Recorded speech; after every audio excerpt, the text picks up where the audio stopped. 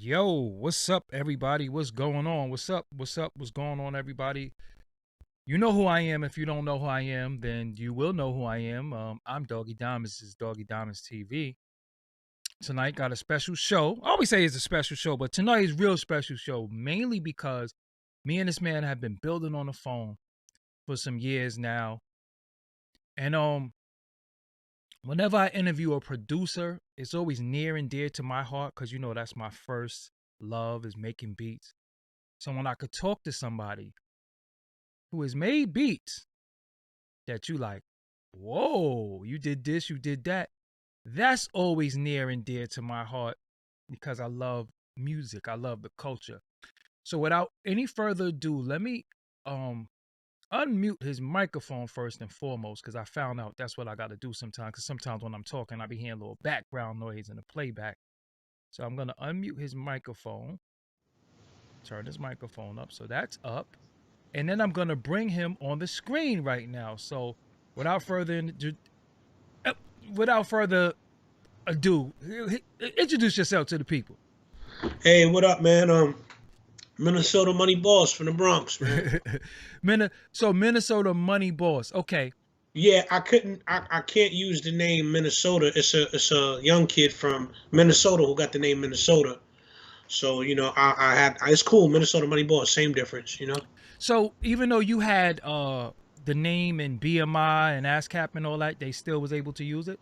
Yeah, dude got to it first because I never, well, Copy I'm wrote looking it? for the word.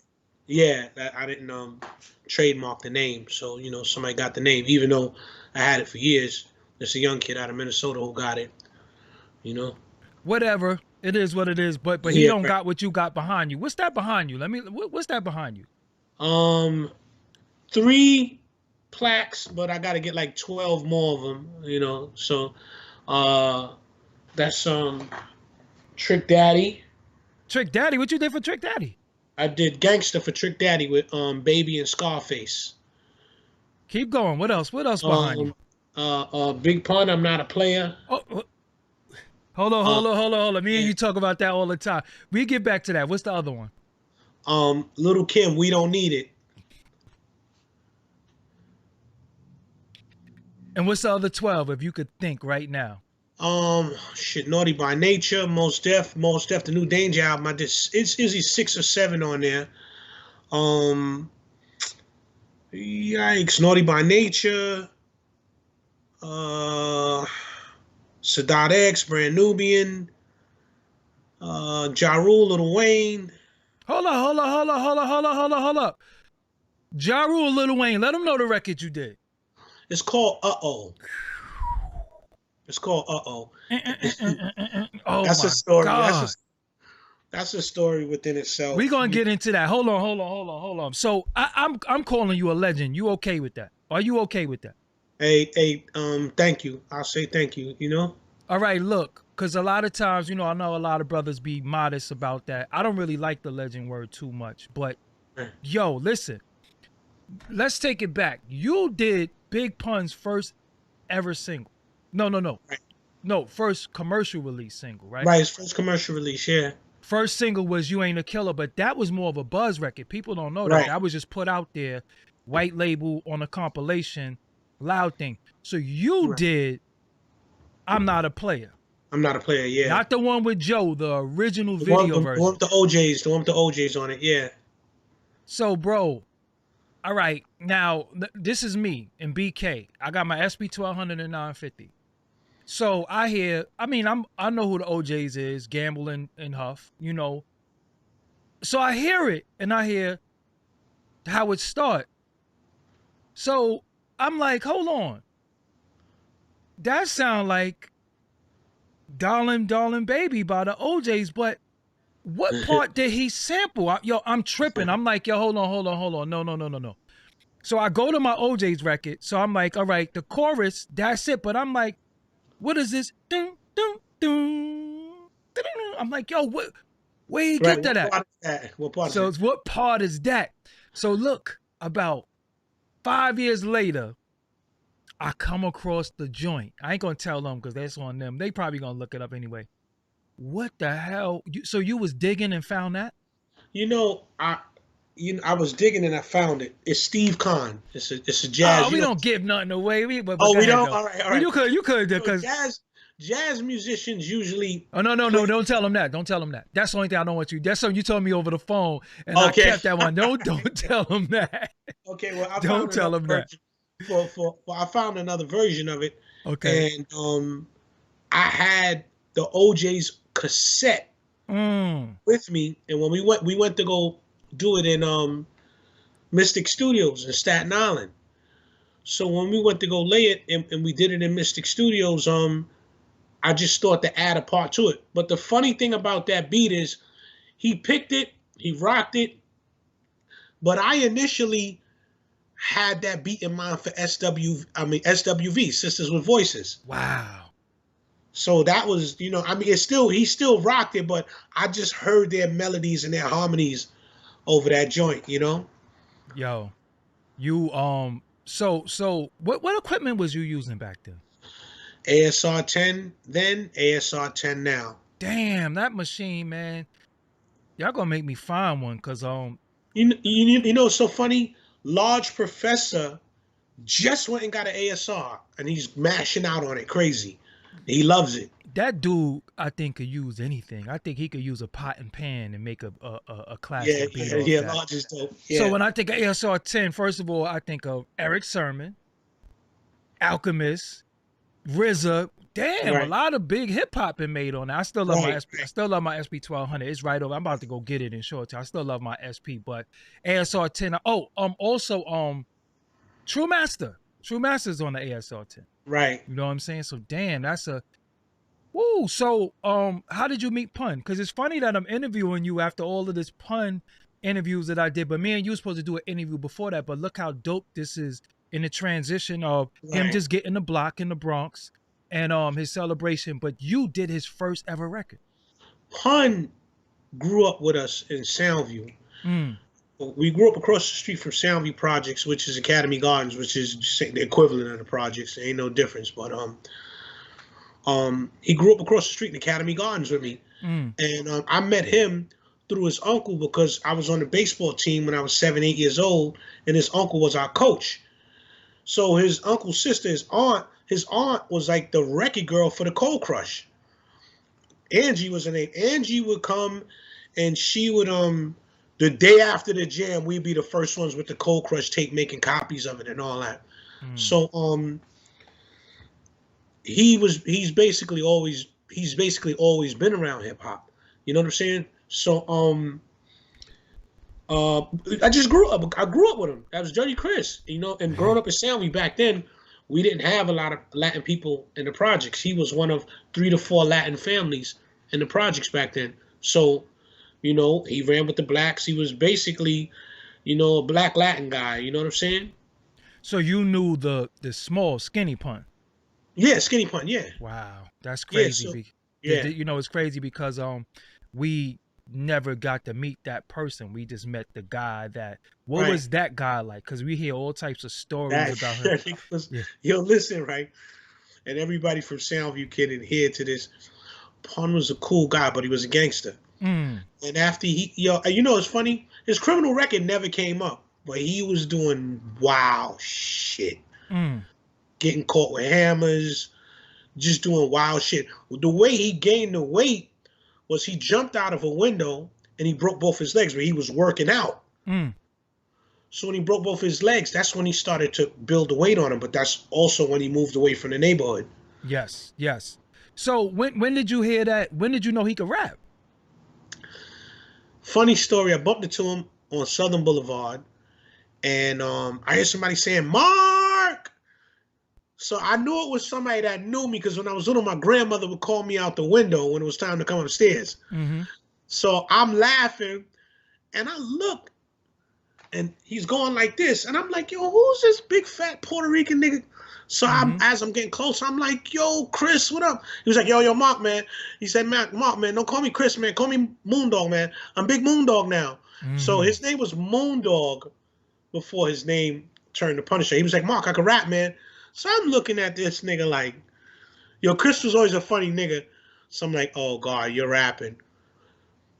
It just, I just didn't see it. Mm-hmm. And I tell everybody this story because he was big. I'm like, yo, rap record labels, they want you to be a sex symbol, Yes. this, that, and the third. So I Unless didn't they're see gonna it. market you fat. If they don't I market you couldn't see fat, it. yeah, That, yeah, that shit gotcha. was in my brain. The industry standard was in my brain. So next thing I know, 3 or 4 months later, nigga had a deal at Loud. And I'm Mm. like, damn, I got one of the meanest groups in the fucking street. I was like, I can't get a deal at Loud. How does this nigga get a deal at Loud? Mm. So he got his deal at Loud, and him being who he was, just a true, honest, calibrated, well-rounded person. Mm-hmm. Yo, Mark, man, come on. We went to Mystic Studios in Staten Island, and I wasn't. I liked the record, but I still didn't get it. You know what I'm saying? Because I'm like, you're not a player. You just fuck a lot. You 350 pounds. Yeah, yeah, yeah, yeah, You get what yeah. I'm saying? So I'm looking at he's making a sexual record. I'm like, who are you fucking, man? You know what I'm Yeah, yeah, saying? yeah, yeah, yeah, yeah. So he did it and the shit worked. Mm. It came out and that, I mean, I want to say something. Chris, and I have to say this about Chris, was always a je ne sais quoi Puerto Rican. Mm. He knew how to dress. If you see some of the skinny pun pictures, Mm-hmm. he knew how to dress. Because some of my Oyes, they got lime green, lime Or that acid wash, man. They used to love that acid fucking wash, man. lime green Rocky Balboa coats on, and Yeah, yeah, he yeah. was he had a good style about him. Mm. He always had good style about him. You know what I'm saying? Even though he was Dirty Chris when he was little, he always had a good style about him. So when you hear him on those records, you're hearing that Soundview shit come out of him. Mm. You know? So y'all go to the studio, and that's not the first time you heard him rap. Was when he kicked that verse? The first time I heard him rap was in the studio, and I liked the record, but I was trying to figure out, like, I was stuck on you 350 pounds, the image. Yeah, yeah, yeah, I yeah. didn't know how it was gonna work. But then it worked for Big prior to that, though. So you understand what I'm saying? Because Big was out, and Big already had Big Papa and all that out. Maybe I was sleeping on him because he was Spanish. I'm not even gonna lie. That's I'm from the Bronx, and I never knew too many Puerto Rican rappers that was real dope. So the record was dope, but I'm looking like, how they gonna sell? They pulled it off. They pulled it off. He pulled it all the way off. You know what I'm saying? And he ended up becoming the greatest Puerto Rican rapper ever to this Yeah. day. So Yeah. so you do this record for him. Was you at the video shoot? I got there late. Mm. I have a problem with tardiness. I've always had a Not problem tonight. with You was great. You was great. Yeah. You called me I don't. early. This is the adult. Okay. This is not the 20-year-old. You know what I'm saying? The Mhm. 20-year-old producer. This is not that guy. I take my business serious now, but you know who I learned being tardy from? Grand Poobah. Oh, Because when I listen, when you say something about Grand Poobah, I just automatically start smiling because that's like one of my favorite rappers of all time. You know what I'm yeah saying? Like seriously, and a lot of people sleep on Poobah, but it was an era where if you didn't have Poobah on your remix, if you didn't have Poobah verse, yeah nothing was popping. Poobah brung me in the game. We'll get to that in a little while, but Okay, he's okay. sleep. So y'all do the record, and then the record blows, Right. just explodes. Right. How come y'all didn't do a bunch of records though? Well, when people start moving, it's hard to catch up to them because in all reality, we were childhood friends, Mm. fighting in the dirt, fighting in the park, throwing bottles, dumb shit that young ghetto kids do. Mm-hmm. You know what I'm saying? So I just, it was just a thing of catching up to him. He was always moving around, but he would always call me. I would get the Mm-hmm. call. Mm-hmm. Like even when we did the joint with MOP, New York Giants, I didn't call him. He called me like, yo, I want that record. Mm. And at the time, I was in California. And they had the first studio session, so I had to send the sample over to this producer named Mahogany, and Mahogany reproduced it. It Wow. doesn't sound like the original one. I know who Mahogany is. So Mahogany had to redo it for Pun and MOP. Mm. You So know? you're and then I guess after a while you're producing, you know, you're doing what you do, and then he passes away. Did y'all have any unreleased records? No. You don't have no verses nowhere, that nothing. Nah, That's man. all we I got. wish. I wish, man. The only person that I had like 4 unreleased records with was Craig Mack.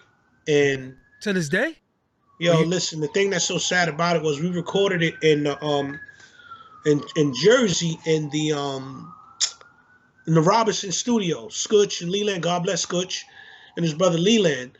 We recorded out there. When I say there's one on YouTube called I think it's called Brand New Nigga with Craig Mack that I did for him. hold up. So you got unreleased Craig Mack records right now? Nah, I don't have them. They had a fire at the whole studio burnt down out there in I think it's Fort Lee, New Jersey. So that those masterpieces went, and I'm talking about. This is Real to Real days. What was it? Real to Real? Fired him up.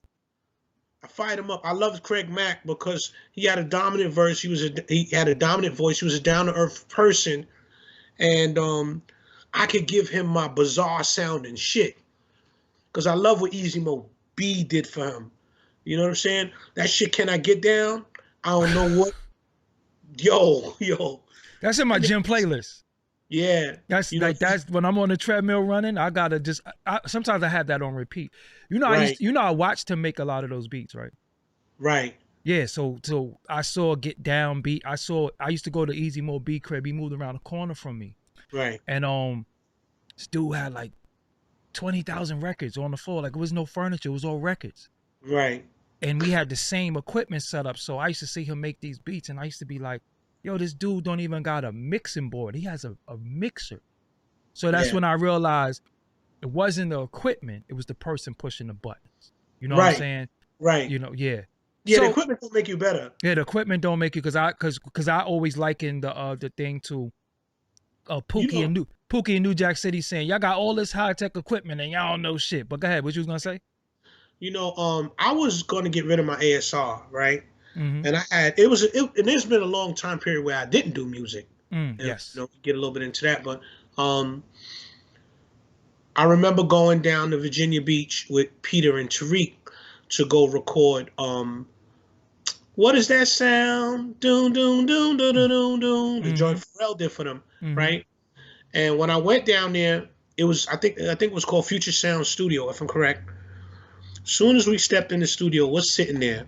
Pharrell is using a fucking ASR 10. Timberland too. Timberland, and I said, you know what? Fuck everyone. Yeah, I'm keeping my fucking machine.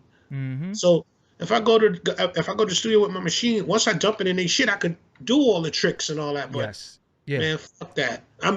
It's super easy, it's super convenient, and I'm not a pad man. I hate the pads. Yeah. I like the keys. You know what I'm saying? You know, when I started messing with the DAWs, I would actually use my Roland Phantom X6 to trigger. It's the keys. You know what I'm saying? So I started learning on the keys because I was an SB1200 dude. You know what I'm saying? Because you know that's just a crook. But so the Craig Mack records is gone. You don't have any unreleased pun records. There's a beat that I heard from Monica Missy, and this is the title of the video. That's your beat, right? Yo, listen, right? I'm gonna say 2 beats that. All right, for one, let me be accurate. For one, I don't have nothing against Kanye, and I actually like him. Okay. And for me, I don't get mad, but to take somebody's shit, and I mean taking my shit is like flattery. Mm-hmm. So I couldn't sue because it was a sample, but that shit was done right here in my house. The Missy Elliott Monica knocking at my door. So it says produced by Missy and Kanye, but nah, that's mine. Wow. So, you know, I mean, I'm not mad. I'm not up to, you know, I would like for it to turn into a situation where like, yo, all right, I didn't know it was his beat. I booked them because I used to leave my CDs around, and I think it may have happened because I left my shit down in Miami, Florida, in the Hit Factory with a guy named Miami Mike. Mm. And I met Miami Mike through Mos Def while I was working. And Miami Mike at the time was managing, Scott Storch. Got you. You know what I'm saying? So um, I guess, leaving your CDs around, nigga hit an idea, it's a go. You know what I'm saying? But that's and it's no pun intended towards Kanye because I know he's the bigger guy in a better position now. But that's my beat. That shit was done here. So they straight up and down gank. What did you use it for, or you just had it? You just had it. I had that. And the thing about it is when I say they stole it, it was taken off of my CD because they put a drum loop over the top of my drums. You can hear my drums under it. And what they did was they played a bridge. Somebody played the bridge for them in the middle, and that was it. But that was literally my beat. Damn. I mean, on the technicality, because it was an Isaac Hayes sample by I think the group was called the Persuaders or the Intruders, some shit like that. But they just played over the top of it. It's not no big deal. I ain't. Hold on, was that Kanye or Kwame? That was Kwame, I think, right? No, Kanye. Kanye, okay. No, Kanye West. Kanye West. Yeah, you would know. So people said that was Kwame, but then yo Doggy or some other shit, right? This is funny how life is because when I saw Kanye had his videos where he was running around with his camera, when I was running around with Mos Def, I was running around on tour Mos Def with the camera. So we were in House of Blues in California. And Mos is so funny. Mos was like, Kanye, that wasn't right, man. You stole Minnie's beat, man. I'm pretty sure I got it on tape, but I know for sure I have on tape when we was in House of Blues and Kanye first bumped into me and I had the camera on and the nigga looked like he saw a ghost. But like I say, it's flattery. It ain't turned into nothing. You know what I'm saying? I'm not on monkey time or no shit like that. So nigga shit. So yeah, another one. The Corners, ain't that yours too, right? Well, The Corners isn't mine, but I had a version out, and then all of a sudden, that version came out. You know what I'm saying? Yeah, because I loved what you did with the Moneyboss players in Junior Mafia. Called Guap, right? And then Common is my man to the vein. You know what I'm saying? Me and Common go back, and it's funny because me and Common never worked together. And every time Common sees me, go, yo, Minnie, man, what the fuck? I can't spend no money and get none of that shit.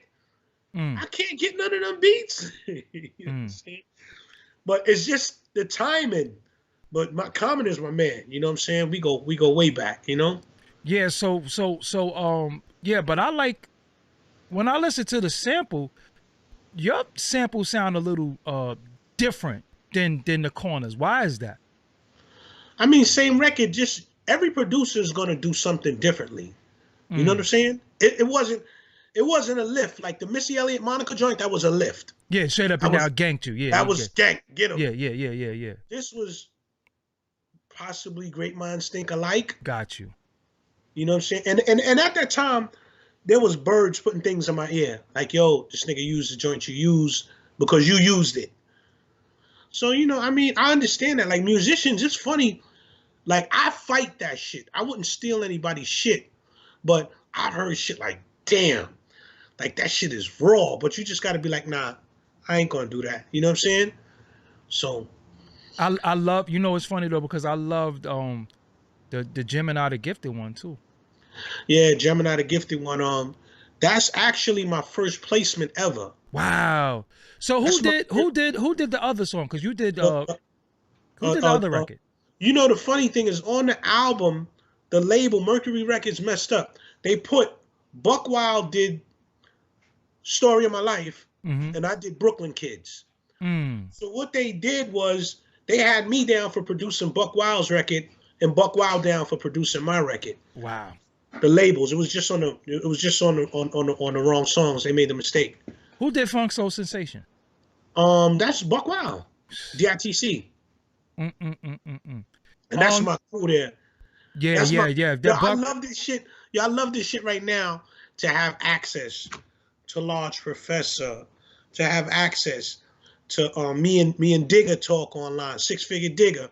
I'm tight with Just Blaze, Showbiz, Lord Finesse. Like Slept on. these are all my niggas. Large Professor. We get on the phone and talk about music for an hour. You know, yo, you know it's funny because me and you be doing that, and I really think in my opinion, Buck Wild is one of the most slept on producers because he really is. He did a lot of hit records that people don't understand. He's a silent giant. Humble, Like humble. he's a silent giant, and Mm. he's humble. Yeah, you can say humble, but Buck is that's that Bronx shit though. He just never let it get to his head. Yeah, You know what I'm saying? yeah, he He did. don't fuck with the cameras. Yes, I'm a. He. Well, I knew Buck for a while, so I could get a Buck Wild interview. I know Buck Wild don't like to do interviews, but I can Yeah, get one. we'll put that together. No, I We'll knew, put but that together. I knew Buck since '91. Yo, I'll say this though. My mentor with the beats is Showbiz. You know what I'm saying? Well, I know Show ain't never doing no interviews. I've tried, but Showbiz, my favorite Showbiz beat is "Friend" by KRS-One. Like that beat, come on. If anybody too close to me, I might have to elbow you because that you know, like I love what I love about production, right? I love production where a person uses different elements of the record. So this part of the record is the main part, this part is the hook, this part is the bridge, but I'm like, hold on, because remember when we first started producing, we would listen to the beginning, then we would look for the break. When a person starts going through it and find different things on there, I'm like, yo, hold up. So Showbiz, Friend, Showbiz is incredible. Slept on. See, Showbiz is the one that you see what you just said about back then when niggas did production. You look for the break in the beginning, look for the break in the middle. Showbiz put me on to. Now, he didn't put me on to Eric Dolphy. Eric Dolphy is one of my favorite jazz alto sax players. He's my favorite jazz musician, and I loved his albums because I understood it. But I was always on the 1, 2, 3, 4. So Showbiz, we was at his house one day. He said, "Yo, Mark, you listening to the records wrong." So he taught me how to divulge into the fucking record and pull it apart. So Show might be one of the masters of that. He might be one of the total originators of that, you know? Yeah, I definitely love Friend. I love Fat Pockets. Like he just did so many beats that's just dope. So you said Grand Puba brought you in the game. How did Grand Puba bring you? So this is Grand Puba Maxwell or Grand Puba? Grand Puba Maxwell. So initially in that era and in that time I was getting to it. And you know, I had a block and my partner, his name was Oye Black. And Oye Black's first cousin, danced for Brand Nubian. So his name is he's now DJ Talim. So DJ Talim and God Our Truth brung me to Grand Puba. They really brung me in the game, but Puba put me in the game. No resistance, no sucker shit. Yo, come on. You know what I'm saying? And what was the first placement?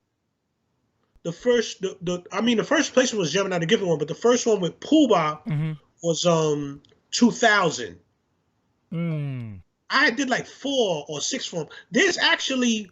I actually rhymed back then. Because I don't know if you remember, but my crew, the Moneyboss players, we had independently put out an album in 1994. And you know, we only pressed up 2,000 copies of it. But it went worldwide because we were at a DJ convention and I just pulled up with the box and gave away 500 copies to all different DJs from all around the world. Smart man.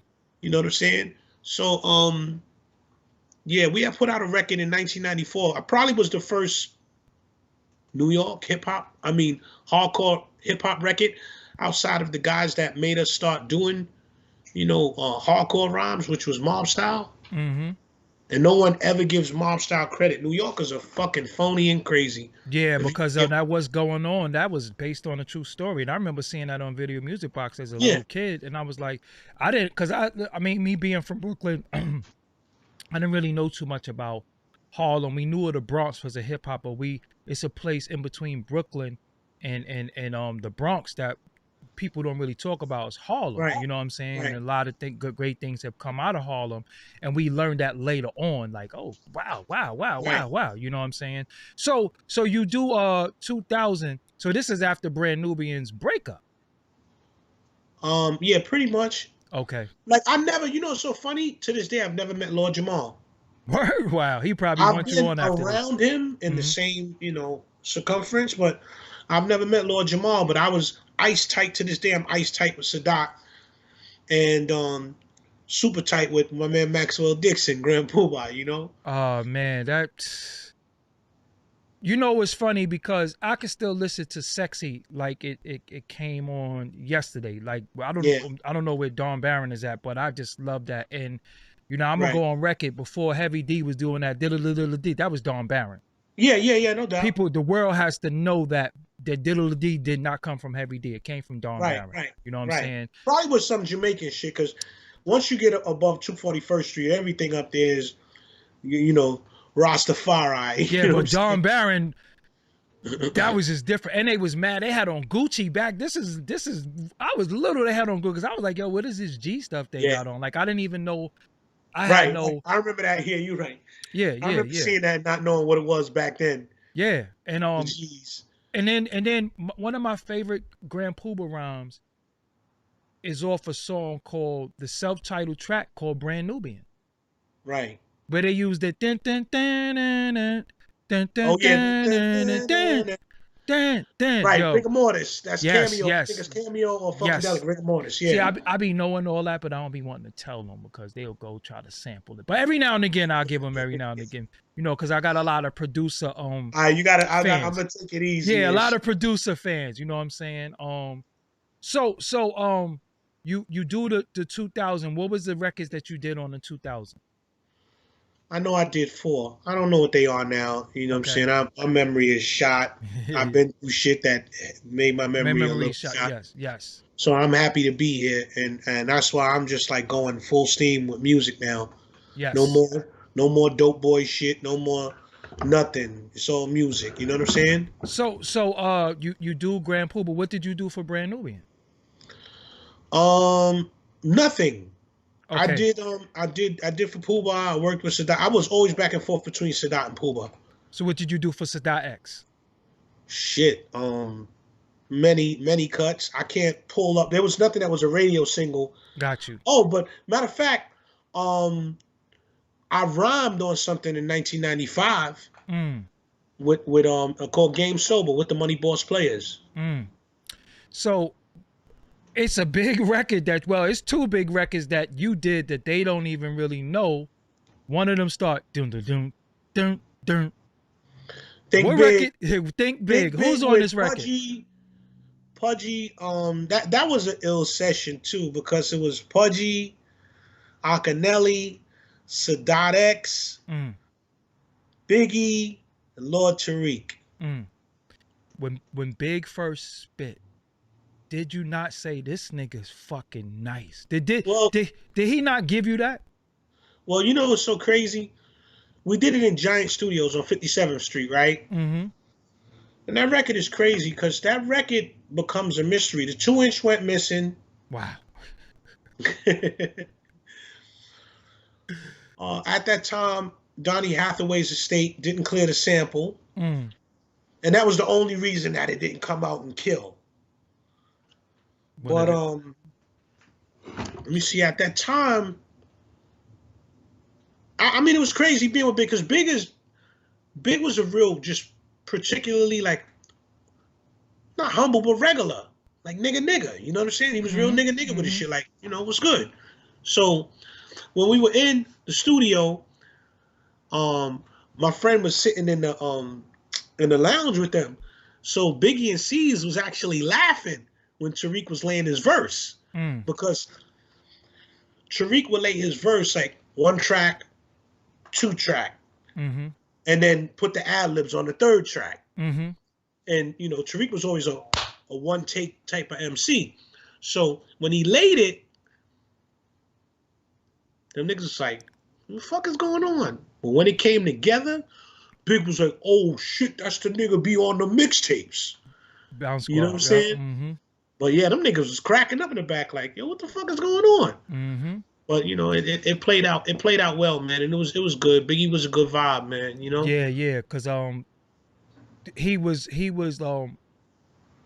know, it's funny for people who never met Big, the videos and the what you seen of him had nothing to do with his aura his aura in person was crazy. Like, Yeah, and he was a funny person. this is what I'm saying. No, he was a straight up comedian. That's Straight, why when he said what straight he's comedian. Yeah. that's why when he said what he said, the Richard Pryor line, I got it because I knew we listened to Richard Pryor and her, like we were Right. sitting there. But he had a presence about him that you knew you was in front of somebody special at all time. First of all, he was big as a motherfucker. He was like 300 pounds and like 6'3". So he's already bigger than everybody. So he stands out. But then when he rapped, you was like, yo, hold up. It was just the confidence that he had when he rapped. What's the other classic record that you did that a lot of people don't know? Shit, you got to tell me. You know, I'm you know, the brain. Okay, yeah. Maybe, So Nas and Jay-Z is on the record. Oh, I didn't do that one. That was Dave Atkinson. That was who? Dave Atkinson. Yo, you know, I always thought you did You that. talking about people know me on the streets, player? I ain't knew. It's Jay-Z, Nas, and Lord Tariq. I think because Lord Tariq is on there, I automatically associated that with you. Yeah. Automatically. Yeah, no, that wasn't me. Yo, you know, it's funny. I was around for that. That was dope. I was in a group called the Little Bastards. Then you had Pudgy the Fat Bastard. We was all supposed to be the bastards because we was all on the track masters. But that's another story I'll tell one day. You know what I'm saying? Yo, but the funny thing about that record, the only thing about that record that I would say to this day is when we did the record, just being, you know, studying Hove and knowing how he was, I told Tariq, I said, don't get on that record on no friendly shit. He gonna air us out. You know what I'm saying? And he aired us out. Yeah. He aired us out on that joint. And I was so pissed off with Tariq. I was like, nigga, yeah, fire. You were supposed to fire.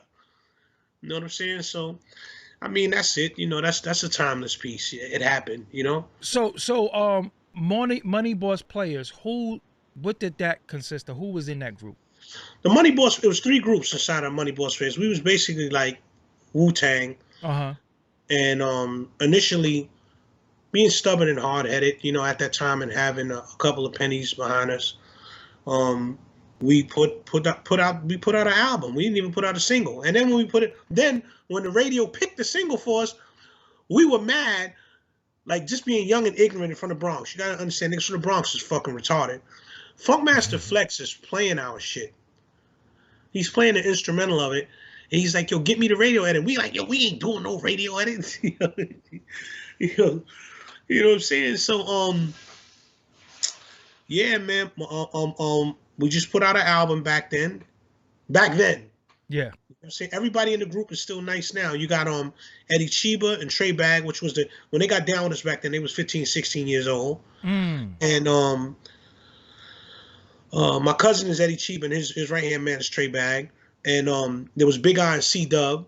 And those were like, it's funny because, quote unquote, for back then, they might have not have been the guys with the commercial look, but they was the one that were going to have the broads going crazy because I had a whole nother style for them because these niggas was so sarcastic and classy. And then there was me and Tariq at that time where we were called Larceny Inc., Larceny Incorporated. You know what I'm saying? So it was 6 artists in the group, and I was the main producer. And then initially, as time went on, my best friend Al G bought an ASR, and my man Father Time bought an ASR, and everybody was producing. So those were the initial 3, and then we picked up Sean Rader. He was the 4th producer from Clay Avenue on 67th Street, you know? I think one of my favorite freestyles from the Moneyboss players is Eddie Chiba off the throwback beat. Yo, I watched that shit all. Yo, I be watching that shit. Like, yeah, one day I just... because his voice was just so ill. One day I just went through YouTube, and this had to be like 4 years ago. I just watched everything Moneyboss players. You know what I'm saying? Yeah, Cheeb is you know Unique. that he's a talent within itself. You know, no one has a voice like him, and you know, of course he's a second Eddie Cheever because there was a original Eddie Cheever back in Facts. the days in the Cool Herc days and all that. So since he fucking smoked so much, that's all him and Trey Bag do is smoke. Yeah, So we call him Eddie Cheever and Trey Bag. So got you, got you. So, how did you link with Most Def? Most Def, I met him back in the days when I started doing production. I started getting placements. Um, when you had to go to the city first of all to go to Loud Records or Raucous was down there, and I think the first time, damn man, this is a good fucking question because we got to go to where I met him. I didn't see him for years, and then when I bumped into him, I bumped into him at Bilal Oliver's party, but we'll get back to that. Mm-hmm. But Washington Square Park and the Village was like a place like where niggas was trying to get on would go down there and they would battle. Mm-hmm. So I would go down there with Tariq and niggas would be battling in that park. Like people who are famous, like DMX. Tariq and DMX battled at Hunter College. Battling was a big thing back then. Who won? So, huh? Who won out of DMX and Lord Tariq? DMX says it's him. Tariq is gonna say it's him, but that shit was neck and neck. I don't know, man. They went crazy on each other, and that was at Hunter College. Wow. You know? So you met Most Def at in the park? Yeah, met him in the park back in the day. But it would be like you would see the cipher, and there would be 70 people standing around, and people would be going for what they know. But Got you. I clicked up with him through I'm a matter of fact, I'm a little wrong because once again, my man that I had a block with back then, Mm-hmm. his cousin was DJ Talim, who dances for Brand Nubian, and they were clicked up with a dude from Brooklyn named Aliyasha Jabril. Aliyasha was Fat Farm's first designer. Mm. So I got cool with Aliyasha first, and he introduced me to Most. Mm. So I had the story wrong, you know. So Most is somebody I knew. He dug my music. We never got to work back then. I know, you know, it was like you'll see somebody, you'll know them, and next thing you'll see they had a video out. Yes, that's So it how was that's like, it. oh shit, and it would be like, oh shit, they got on. You know what I'm saying? Mm-hmm. So he got on, did his thing through Raucous Records at that time, and I would bump into him here and there, but I was under Mechadon management, and that's how I met Pudgy the Fat Bastard. Mm-hmm. And then after that, I was under Black Magic, which is James Mtume's son, Faolo Mtume, and Art Martin from out of the Oranges in New Jersey. Mm-hmm. So they came to me with a cassette, Mm-hmm. and they said, "Tell me what you think of this." And he was like, "We don't know. We think we might sign this guy, but we don't know." They played the cassette for me, and I went crazy. Mm. And the artist was Bilal Oliver. So they were using me to A&R. Mm. You know what I'm saying? So they signed Bilal, and that's another artist I never worked with that would love to work with. But they signed Bilal, and once they signed him, it was like I couldn't get to nail him down so me and him could work because he's dope. Mm-hmm. You know what I'm saying? If I'm correct, he was D'Angelo before D'Angelo. I'm trying to, yo, you know, it's funny. I have no idea who that. You talking about Bilal?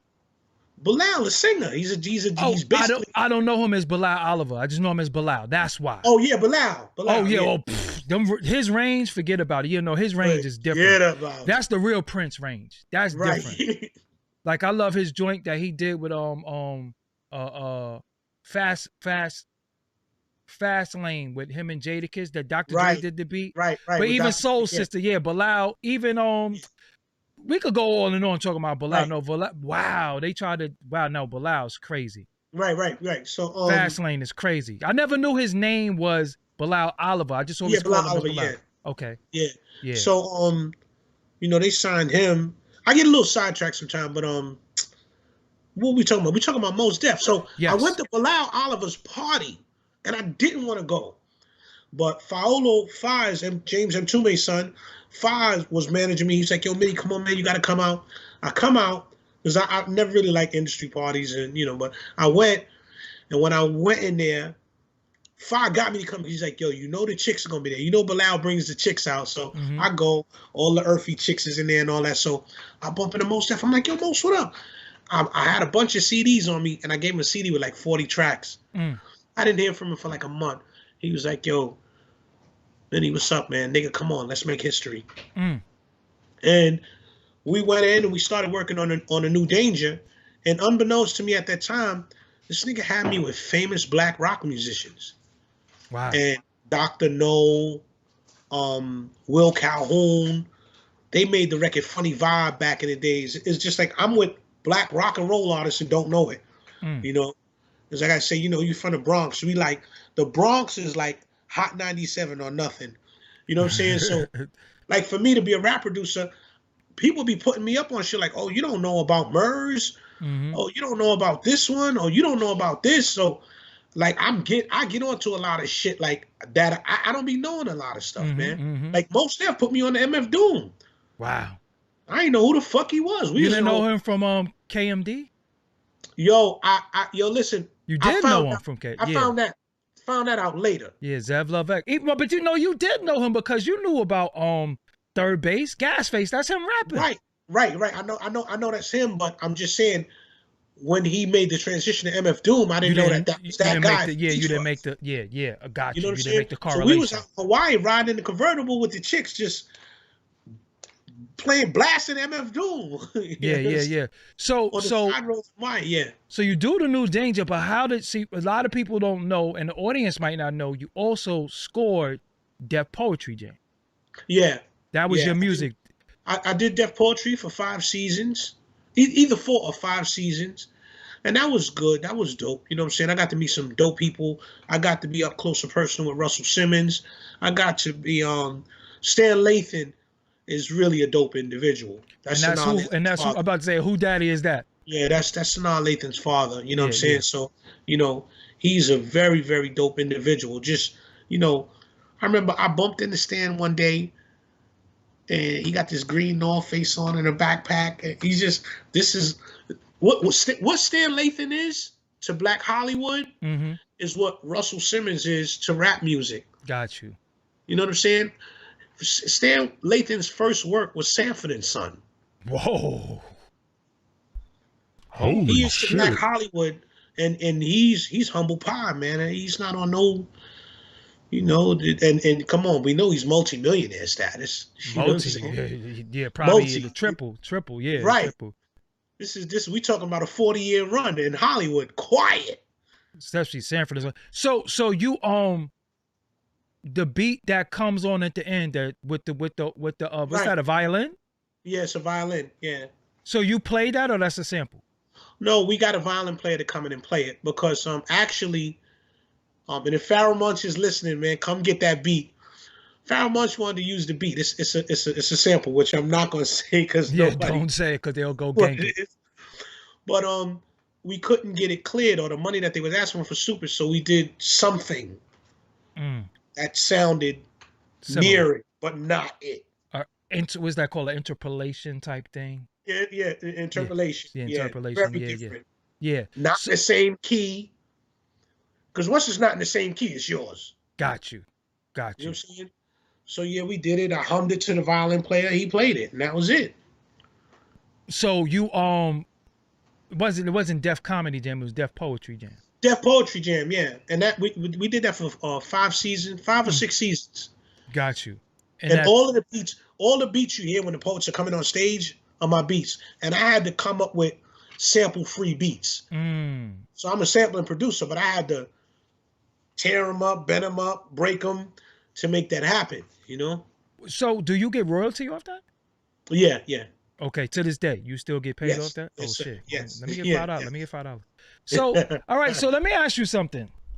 On a different note, you are this producer who done a lot of music. You got plaques.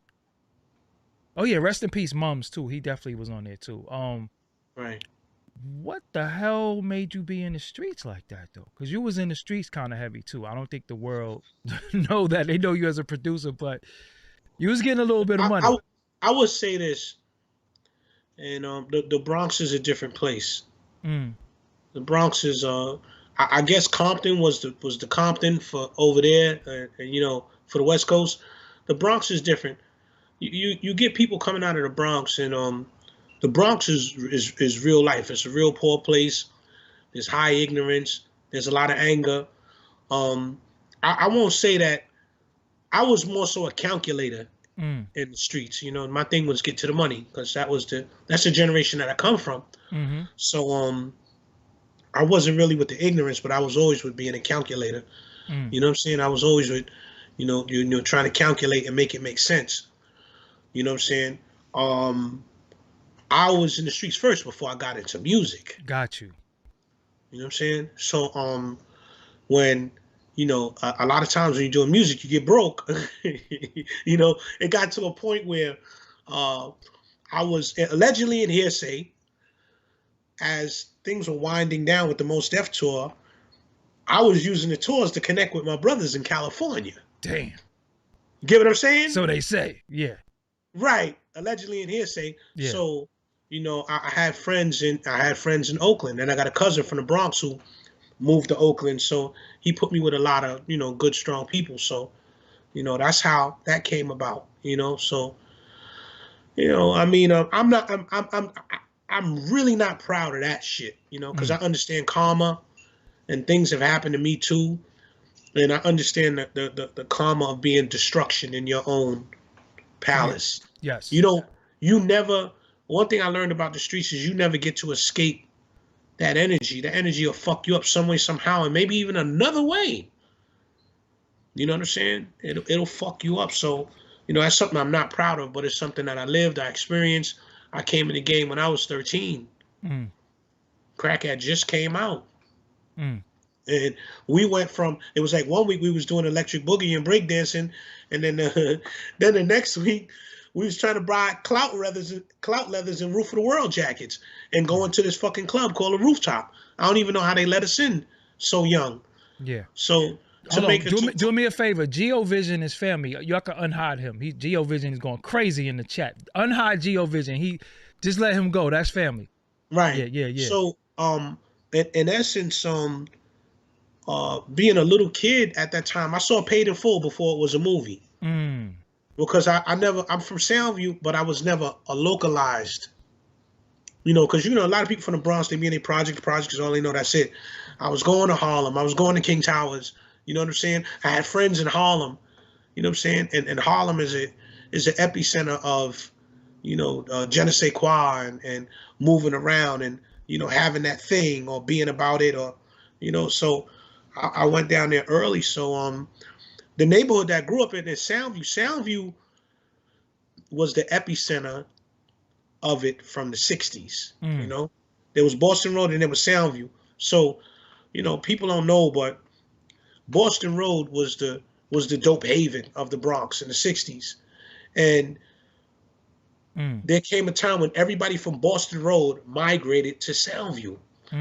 So maybe that's why Soundview is so fucking wild, because you get blocks like Lyman and Chisholm and all those shits over there. But I grew up in it. I grew up over the dope block. So in Soundview, what's the difference between Castle Hill and Soundview? Well, it's like Brownsville. Like Brownsville is an area, but you got what are the projects in Brownsville? Seth Low, it's them shits is across the street from each other. Right. Brownsville so this is how Soundview is an area, and it's 2 zip codes. It's 10472 and 10473. 250,000 people on this side of the highway, 300,000 people on this side of the highway. So on one side of the highway, you got Bronx River, Watson, Manor, Stratford, Elder, Wheeler, and you get more of a Latin population, St. Lawrence, Beach Avenue, all the way up to going up towards Parkchester. And then on this side of the highway, you got Lafayette, Morrison, Soundview Projects, Building 800, Lafayette, Leland, Rosedale Gardens, Monroe, Castle Hill, Jamie Towers, Seward Manor. It's fucking millions of people right on the water. So in your area, who else you grew up with? You grew up with Pun. You grew up with obviously Lord I grew up Tariq. with Pun. I grew up with Lord Tariq. We had one of the first rap groups signed to Tommy Boy, and that was like when we was 7, 8 years old. They were called the Jazzy Five. I Mm. think they might have been. They were close to being after Curtis Blow, being like the some of the first people on record, that were tangible that we could touch, we could say hello to, the Jazzy Five MCs. So we was there, man, like seeing Jazzy J, Red Alert with the red afro DJing, Bambaataa, Whoa, um, whoa, whoa. Whoa. All All right, right. let's keep it real. Bambaataa. The was it rumors and stuff back then? Like, dude was funny style. well, look, right, the Bronx is a different place, and it's weird. This shit is old news, man. Like, Wow. like who fucking cares? But all right, say for instance, right? I grew up in Soundview, and there was some brothers from Bronx River that lived in my complex, Mm-hmm. and I was like, damn, man, I wish I could meet Bambaataa so I could see his records. They said, don't you ever go around Bambaataa. He touches boys. Mm. I was 10 years old. Wow. So that dream, that ended right there. Yeah. Right. I knew Right. that was wrong. Wow. You know what I'm saying? So, I mean, yo, good luck to the brother, whatever, man. Fuck him, whatever, Yeah. So also it's a guy I guess from your neighborhood that went on to be infamous named Pistol Pete. Yeah. That becomes infamous. That's what I say. He's not famous, he's infamous. Yeah. Who is this guy, Peter Pistol Pete Rowlock, that everybody gets to know? Who is this guy? It's for me, it's a sad story because, when you're young, Mm-hmm. you take things unconditionally. And I would say that he probably took murder unconditionally, but he was a real good guy, a funny guy. He snapped, he played. He wasn't a troublemaker. But if you started trouble with him, that was another story. And, he just was, he was gangster, anti-gangster, which means you're not going to bully me, bro. You're not going to play with me. So, it was just a thing where, and I look back at it now like, damn, what if this wasn't my friend and I had beef with him? But he just wasn't playing with people that would fuck with him. And he had a fuck-wittable look. You get what I'm saying? Mm-hmm. Smooth, dress neat, leathers, jewelry. And he was kind of short. You know what I'm saying? So it's just like, he's a stick of dynamite. Good guy, but, and I'm not saying good guy because he's from my neighborhood. He actually is a good guy. Laugh, play, joke. You can snap on him. He'll snap on you. Y'all go at it. Slap box. It was just that he had leadership skills and maybe took certain things unconditionally that it was no way you could make it out of that. You know Did what I'm people saying? not understand how young he was though? How young was he? He was very Well, his run was from 13 to 19. He was in jail by his 20th birthday. His birthday is October Damn. 3rd. And So he was a legend, street legend at 13? well, yeah, on our side, we knew what Gotcha. it was. And he was always, getting involved and doing things. But his kingpin years was only 2 years. They're like really running around doing shit. It was only 2 years. So, it's a tragedy to me for the losses on all ends because nobody won. Yeah. Nobody wins in the streets. Nobody Everybody takes the L. wins. You know what I'm saying? So nobody wins. So, it's really sad because as a friend, it's like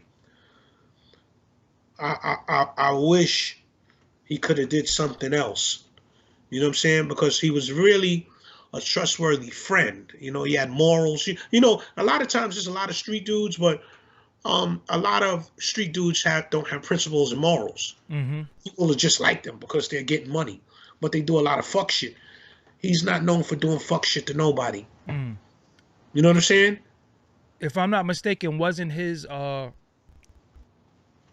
persona inherited though? Wasn't it like he had fathers? Yeah. Well, I mean, fruit don't fall far from the tree. That's all I will say. But his father's a good guy. I've never met his father. Mm-hmm. I used to see his father when I was a child.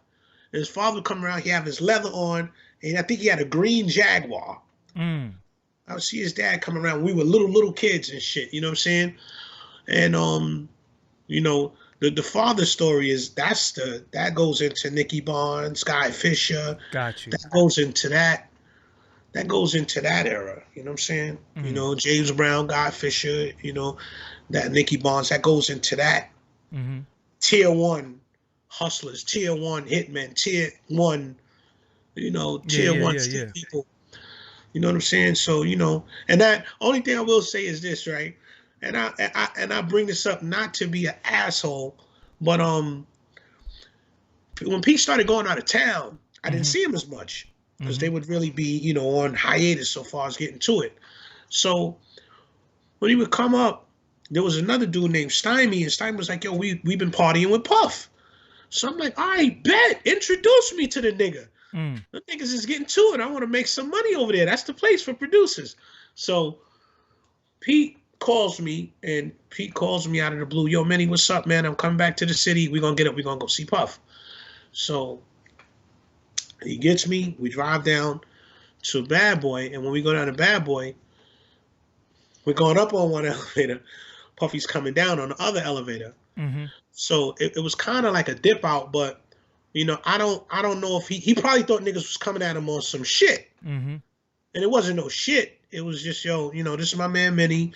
Minnie produces. He would like to, fuck with y'all on the music side. So that door was gonna be open for me and Tariq down at Bad Boy. You know what I'm saying? Because from what I heard that they partied together and everything was all right, to my knowledge. Got you. So when Lord Tariq and Peter Guns makes this record, where are you at in that record? Where are you at in the fold?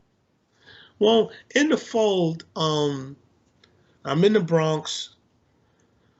Tariq had came to me. He played me the record when it was a demo, something they did together, right? Mm-hmm. And Tariq was like, yo, man, I hate this music shit. I'm either gonna go back in the street or I'm gonna get a job. So he brings me the record and he plays it for me, and I was like, yo, that's a hit. Got one, yeah. And I was like, yo, you got one. So with that, I disagreed with his verse. You know what I'm saying? I was like, yo, write a better verse to it. He kept the verse, he put it out, right? So the record, Brucey B, we had a club in the Bronx called the Savoy. Brucey B played that record so much that the repetition made it a hit.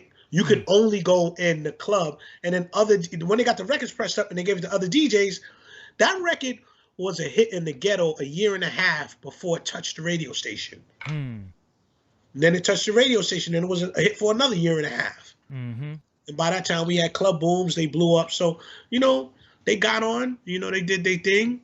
They ran. They had their run, I used to like the We Will Ball record, too. I used to like that joint. Right. Yeah. Well, at that time, I think things had, like I say, sometimes being from the Bronx, niggas just don't be knowing what they up against going in that industry. Niggas don't want to be around real gangsters, real gunmen, that's not what a nigga in a fucking record company want to be around or know. And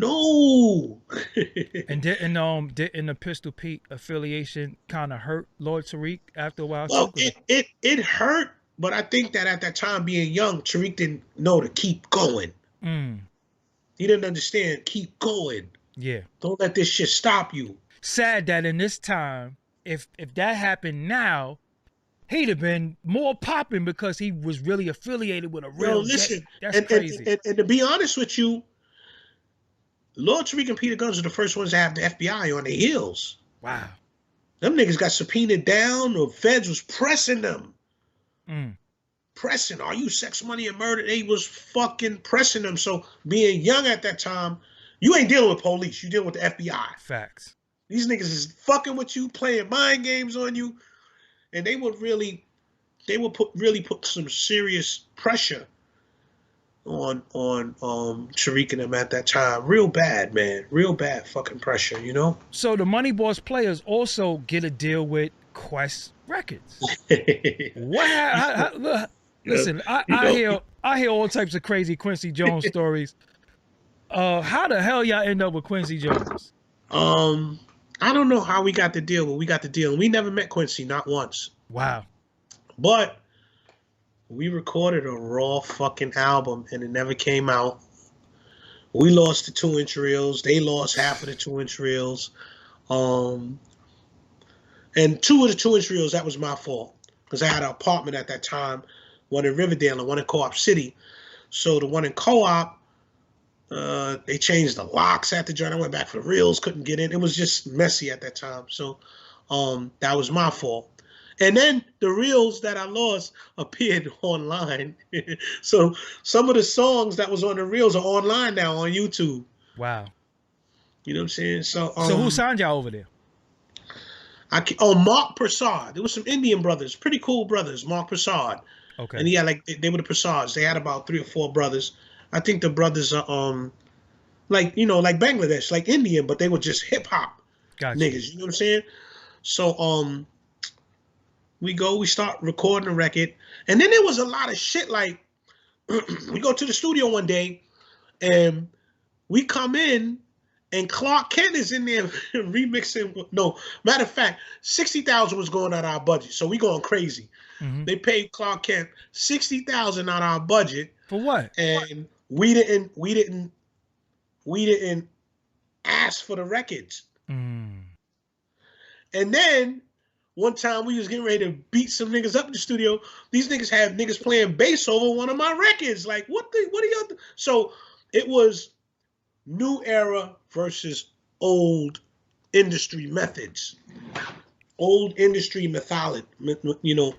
You know what I'm saying? So so they basically gave Clark, what was the beat? It was an old, like, Clark had looped up this shit they used to rock in the clubs. It was an instrumental, but it was like, yeah, because he used to do them fucking Every Little Thing You Do, and he used to take all the hot records and take an acapella. Nah, it was fire. When I look back at it now, it might have did something. It would have definitely put us on the map. Got you. Okay, got you. But so, in the younger years, we wanted our shit to be hard, like the shit I put out. You know what I'm saying? So you also never really rocked with them industry closed doors parties. Why was that? Nah, man, nah. You know, the industry is what it is, and I won't throw people under the bus, mm-hmm. but I will say that it took for a long time for me to notice that I was the outsider. Mm. And once I got the gist of it and knew what to look for, you know, without saying names, it was like, oh shit, I'm the outsider. Mm. You know what I'm saying? Don't even invite this ghetto Bronx nigga to the parties. You know what I'm saying? So so the spooky stuff that many people have said. Is it right and exact? Yeah. Damn. The mansion parties is real. So this is what, I wonder now, in my older years, where the fuck are they getting these rappers from? Mm. What club, what projects, what club y'all was partying at? Mm. You know what I'm saying? Because, I mean, maybe the A&R say, yo, you know what? Forget the hardcore niggas. Let's go over here so we could get the fun boys off the rip. Run this agenda full steam. Because as you know, everything went from army green to pink. Mm. You know what I'm saying? So it's a pink sport for if you want to be mainstream. Yes. It's pink. You know, the few men that are left. Like, I tell you, like, I don't know if you know, but I just put an independent album out online. We're gonna get into that, but let's get into that now. And Once Upon a Handshake. Once Upon a Handshake, Minnesota Moneyboss. Once Upon a Handshake, but I put it out, and I was inspired by Benny the Butcher and them. Mm. So I love music.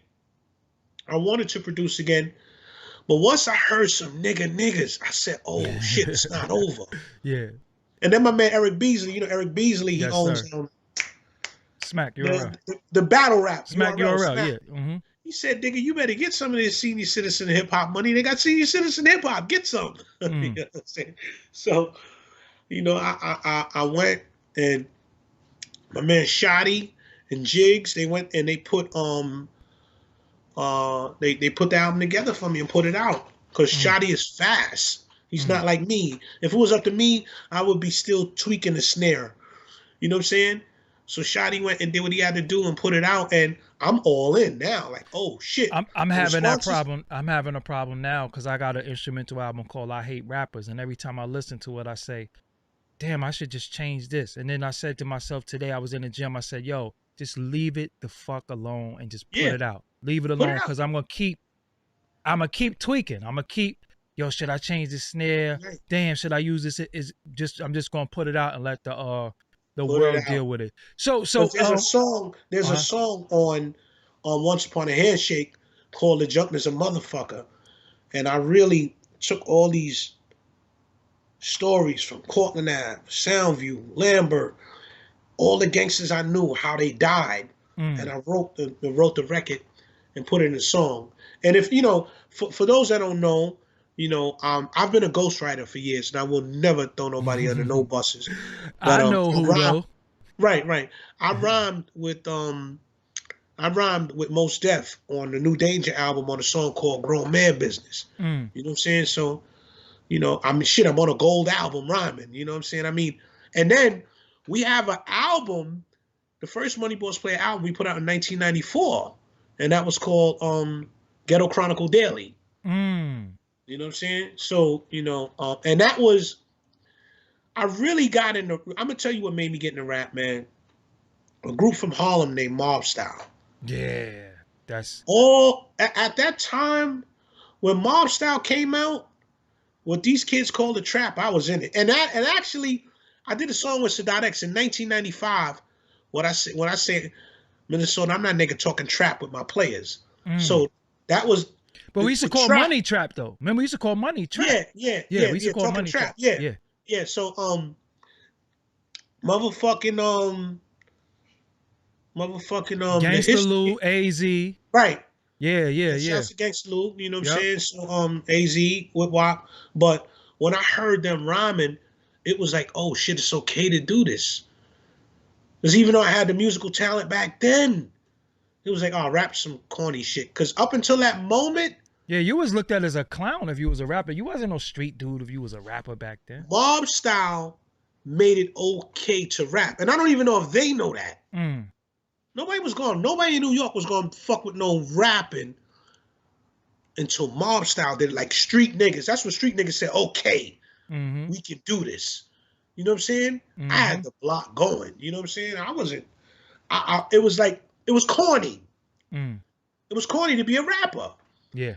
Yeah, It well, was I some keep clown telling shit. people that like It was some even clown shit to yeah, be a rapper. yep, because the street dudes was getting more money than the rappers, and the rappers was fronting wearing the street dudes jewelry and all that shit. Right, You know what I'm saying? A right, lot of people don't know that. You know what I'm saying? The street dudes really had the cars and the girls, and you was like, yo, you fucking with that rap shit? Niggas would be like, all right, we'll come to your show, we'll buy out the bar, we'll make it look good for you, but right, we the dude that got all the money. You know what I'm right. saying? That it was definitely, and you definitely. I remember like when I got a bunch of bread and I bought a studio. I remember dudes was like, "Fuck you buying a studio? You buying equipment? What Because remember at one point the drum machines was 3 stacks, Right.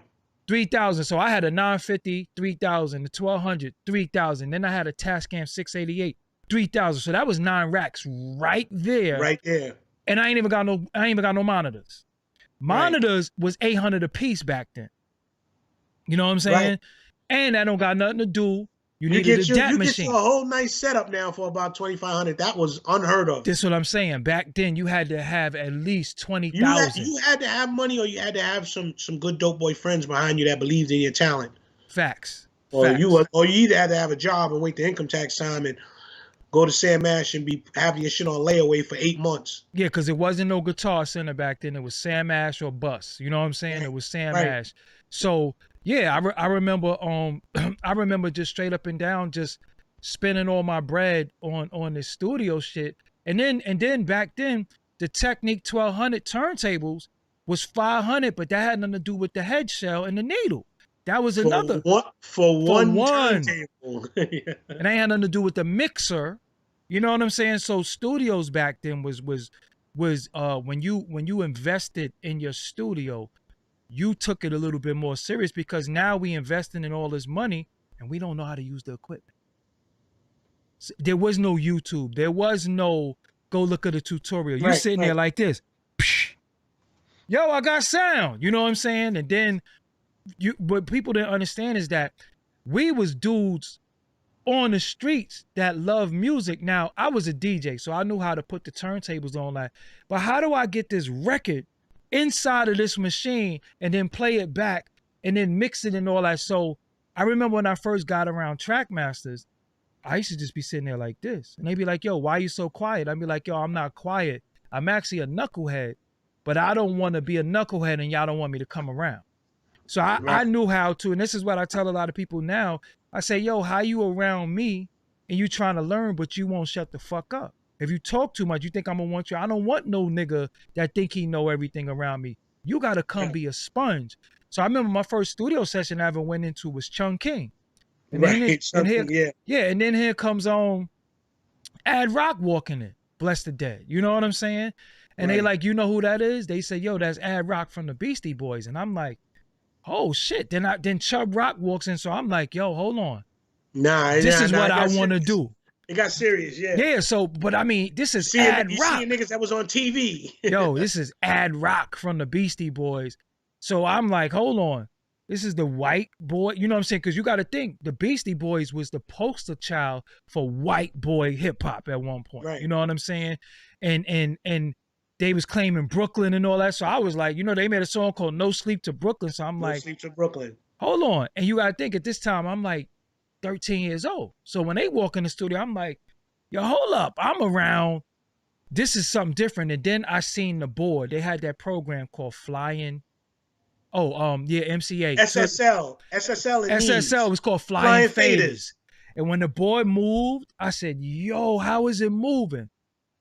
Yo, it is MCA. You know what I'm saying? It is MCA. I always get them mixed up because all them niggas are the same nigga to me. I'm gonna keep it real. But at the end of the day, being around that early on, so I'm going here in the studio, but then I'm going back to the block drinking 40s and fighting. Shout out to the homie Swindle, who's for Decepticon was in here. We was fighting them niggas all day. And he's actually in here watching me right now. So Right. Swindle could tell you at this time, we in the street wilding. You know what I'm saying? But then when I got bit by the music bug, I was like, yo, man, this is what I want to do. So now I get a studio, and now Big is coming to my house from me cutting turntables and him rapping to him coming to the crib, me playing beats now. You know what I'm saying? Right. This is right around the way, but still, we had people out there that was wilding, and then they started saying to me, yo, man, just do that music shit. And it's something that I want the audience to know. When two of my best friends got killed, one member of the group from the Little Bastards got killed, and another, my best friend who I started all this music shit with, name was Juicy. When they both got killed, the only reason why I wasn't with them, because I was making beats. This is a fact. So when Juicy got killed, he said, I'll be right back. He was going to the store. He got killed because he didn't tell me where he was going, because I would have told him, yo, you wildin'. But Half, who was in the group, the Little Bastards, was in the crib with me. We was working on a record. 3 years later, Half got killed the day the Yankees won the World Series. And I wasn't with them because I was in the crib working on the first Yankees World Series in 96. He got killed. And I was in the crib working on music. So, as I tell the youth, y'all using music to go on the street. The music at one point kept us out of the street. You know what I'm saying? Go ahead, You Minnie. know, I got a skit on this album that I dropped. It's the end. I'm just talking. I'm saying, yo, this is our oil. Mm-hmm. Like, young, Old niggas got to realize that this is our oil. We're like oil sheiks of intellectual property. You don't get on to get in trouble. The troubles Mm-hmm. are supposed to be behind you. And I think that you know, it just has to end living up to being a gangster. Yes. You don't got to be a gangster. You're a fucking musician. Yeah, you stupid. You know that shit just has to end. Like, I have no image. I'm doing music and I'm me. You know what I'm saying? I'm a funny nigga. I like to have fun. If I got to get to it, I will get to it. But for the most part, I'm not no bullshit. I'm not hating on nobody. I'm not mad at nobody. I'm just gonna make my music. I'm just gonna produce my tunes for people, and I'm gonna mind my fucking business. Mm. But like, do you make it to start carrying guns? Yeah, And yeah, that's I understand that we live in a whole world now where it's clout chases and all this kind of goofy shit going on, and people want to pull out the phone and record you getting your ass whipped and shit. But there has to be some dynamic that makes sense, because this is our oil. There is nothing else for the majority. mm-hmm. You know what I'm saying? So you don't get on to go get into gangster shit. Yeah, that's what you're supposed to be doing before you got in. You know, it's funny though, because I said the other day on my live, which they didn't monetize. It's very funny because when you drop a lot of information, they didn't monetize this, right? I said, yo, people might look at Doggie Diamonds as a problem. He's angry, he's mad, he's whatever the things they say about me, right? But you know, me and you have had bills on the phone where our phones died. You know what I'm Right, saying? Where we right. talked on the phone for hours, our phones died. And I say, they try to paint this narrative of me, but nobody has ever gone to jail behind my interviews. I've never Right. had to shoot, stab, or kill anybody behind this thing called hip hop. But they have invested in people who are in prison right now, and they give them money, they pay for their lawyers, they do all this stuff. They invested in people, but they want to say, I'm a problem. How am I a problem if I have never caused Well, any you know what? destruction? Go ahead. See, I'm gonna tell you why you're a problem. You're a problem for the same reason that I'm a problem. Niggas got morals. Mm-hmm. Niggas got principles. Every generation loses code. They don't want a nigga around like me that's cautious to enlighten another motherfucker, or you, the people you have, and the subject matter that you have on your show is usually based on calibrated, well-rounded shit. Mm-hmm. We're not living in a well-rounded world. This is why you got Benny the Butcher and them. They don't play them on the radio all day. Mm-hmm. They should. Mm-hmm. You know what I'm saying? Even though it's street, there's some context to it. There's some quality to it. Like, one thing I could say about our crew, the Moneyboss players, as we've done our music all over the years, you will never hear, none of us were braggadocious of street life. We were always downplaying it. So the generations have lost code so much now that they think it's all right to be a celebrity and shoot a nigga in the stomach. That's Yeah. dumb shit. Man, I That's seen Little Boosie pay some dude $500 to slap her. That Yo, pissed me listen, off. That pissed me yo, off, listen, man. right? Yo, listen, right? It's sad, the state of, mind. It takes a long time to grow up, especially when you grow up, when you're coming out of the ghetto environment, because you're so caught up on repping this street sign that probably was a dead slave master. Your Facts. mother has no equity in the projects. Your aunt, your grandma, your father, they have no equity in the projects. But you're so caught up on, nigga, I'm from Tompkins, Yeah. Sound, Brownsville, Queens. Man, fuck that shit, man. What I told you to. Brooklyn is Brooklyn. The Yeah. Bronx is the Bronx. Yo, what I Dutch told you slave today. I master. said the same streets that we rep would be the same street that'll have our blood running in it. And we still repping that shit.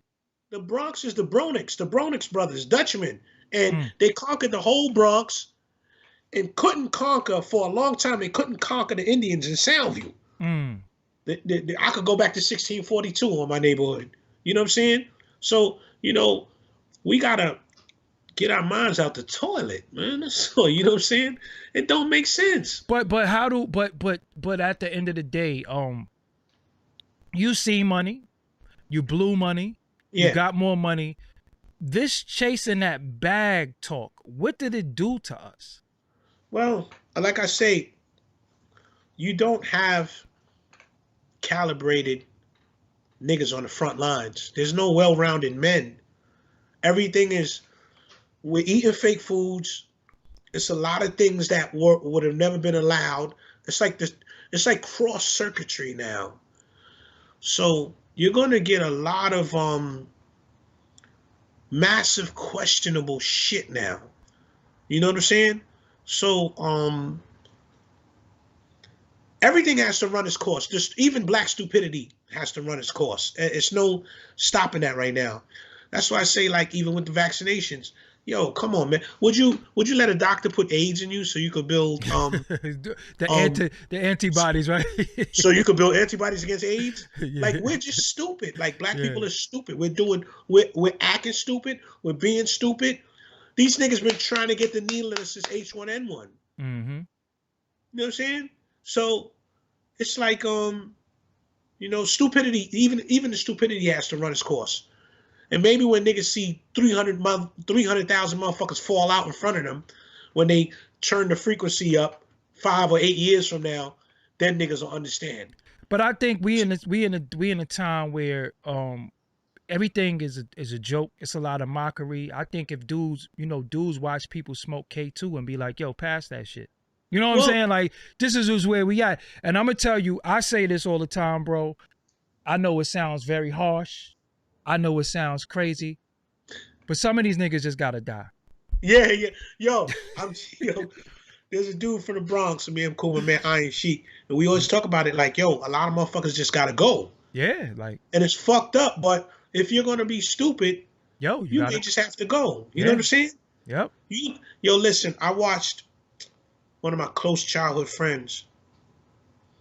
I watched his brother go in the parking lot and get a fucking vaccination. And a lady just walked up on him. He stuck his arm out the car. She jabbed a needle in him. And it hurt me to see it. Because it's sad. I'm just anti-stupidity. Yeah. And I think, blacks and Latins, like, we've let people go too far. We've just let everybody go too far.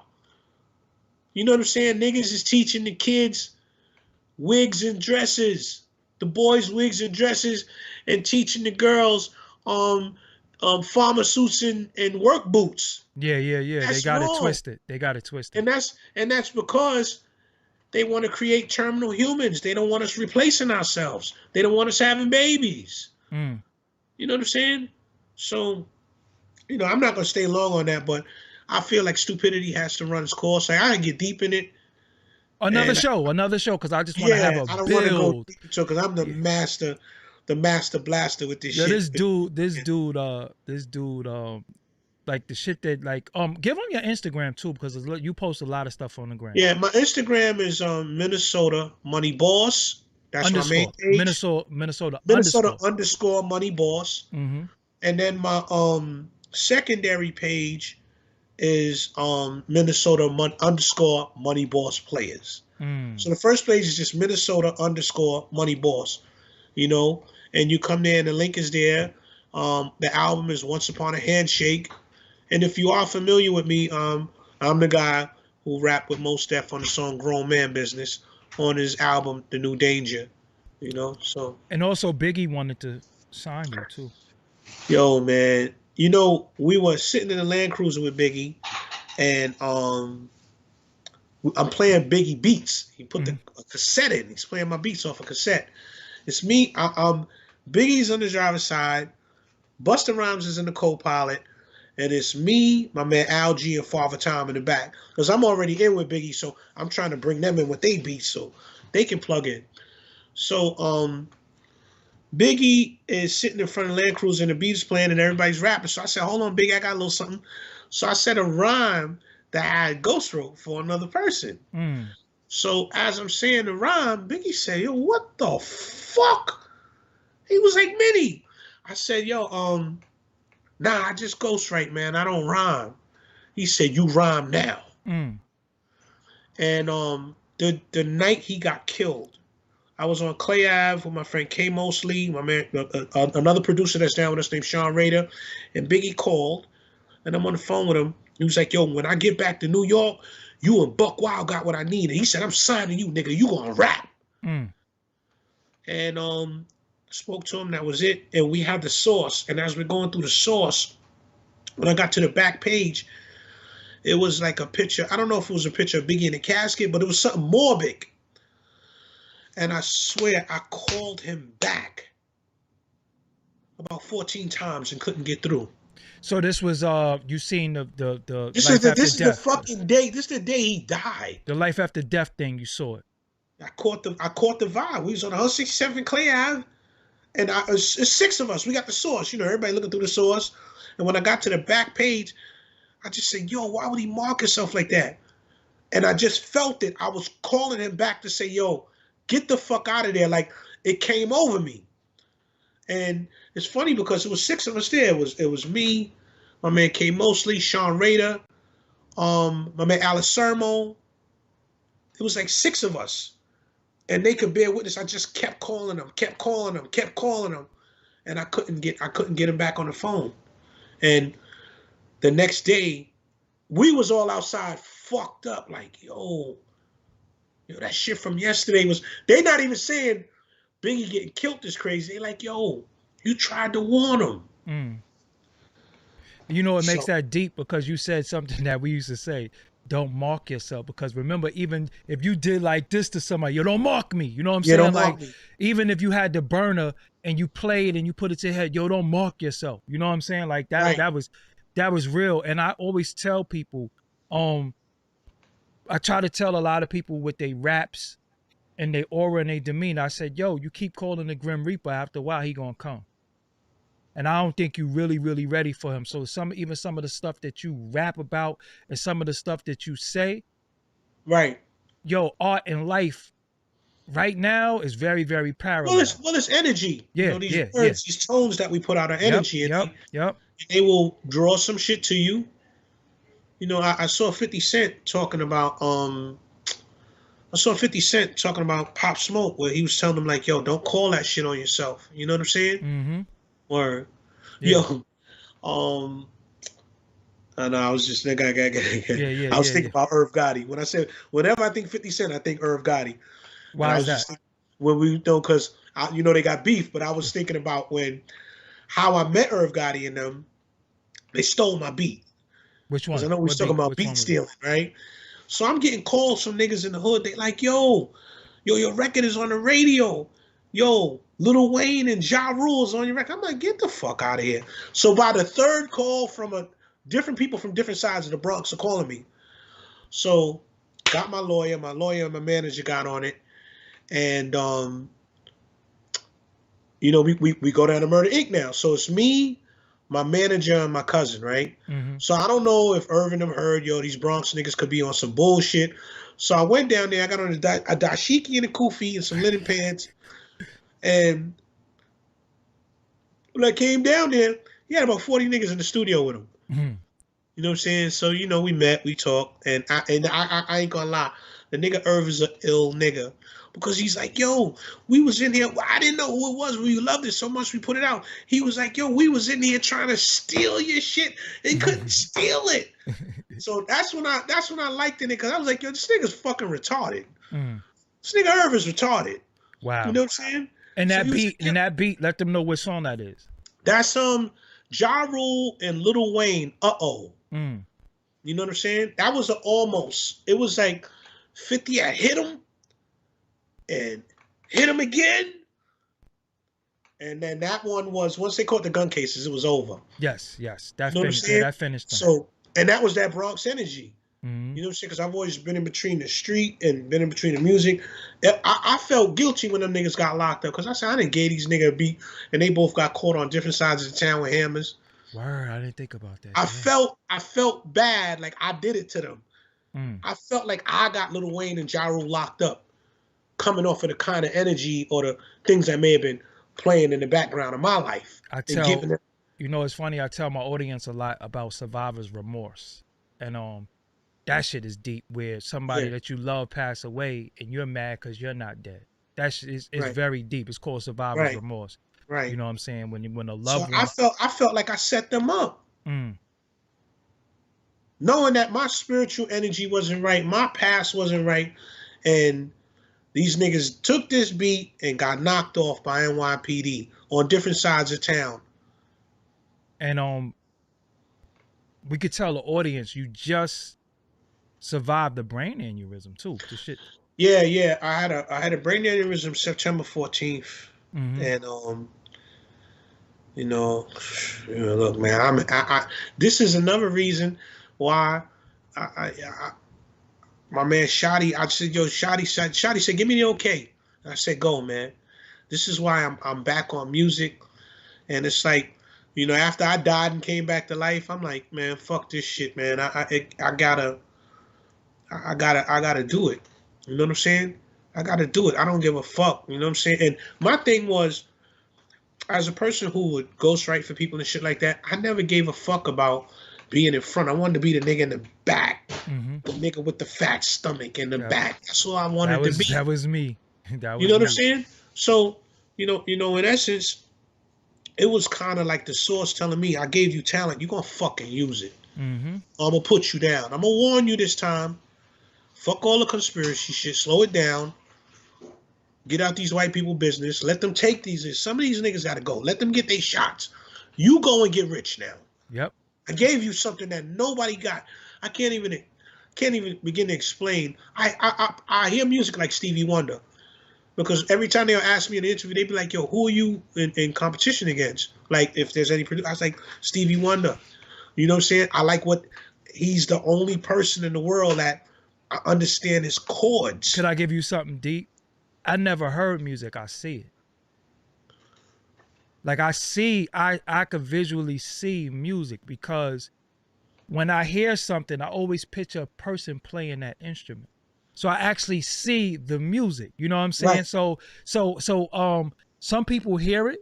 I always see it. What makes that deep is that what you're saying is so deep for me because I just wanted to be the guy that was in the back and I wanted everybody to win. I wanted everybody to eat. right, Even if I went in the room and cried somewhere, as long as everybody was happy and in the right, studio smoking and drinking, I just wanted to provide that. And then one day I found myself by myself.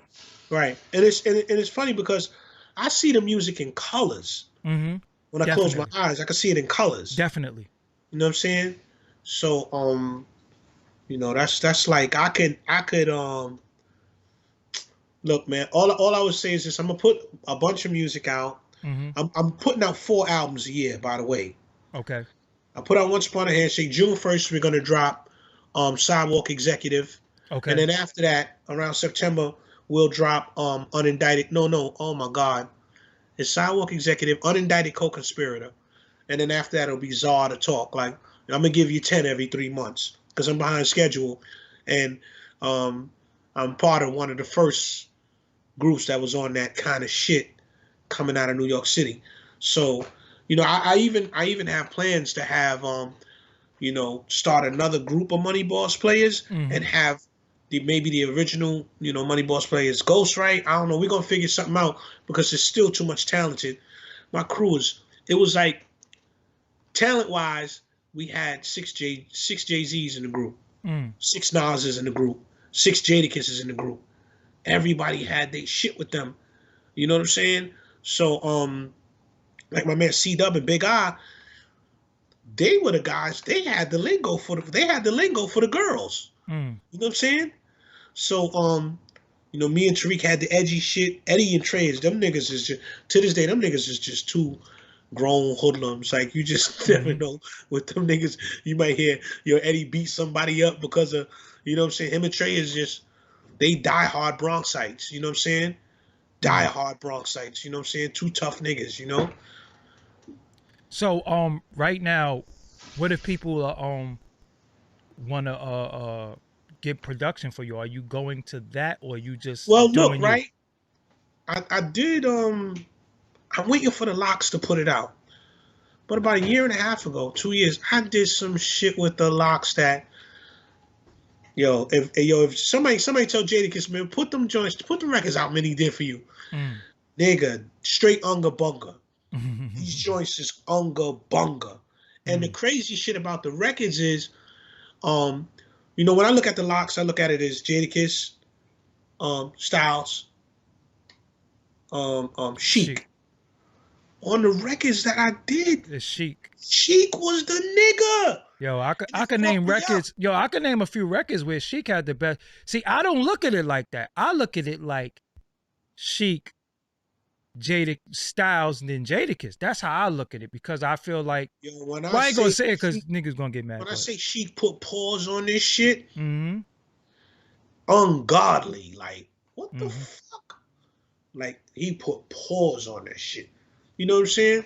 I think Jadakiss is the slicker nigga. He's the one. He's the nigga with the savoir faire. Mm-hmm. Well, yo, on this record, this nigga Chic, like, this shit is so New York. And I'm not saying it because it's my joints, because the joints Vinny Idol did for them is stupid That too. guy, what? That guy's an alien. Yeah.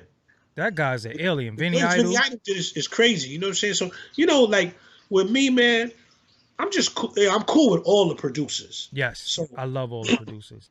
so far as that side goes, I look forward to, like, Large Professor is my man. Mm-hmm.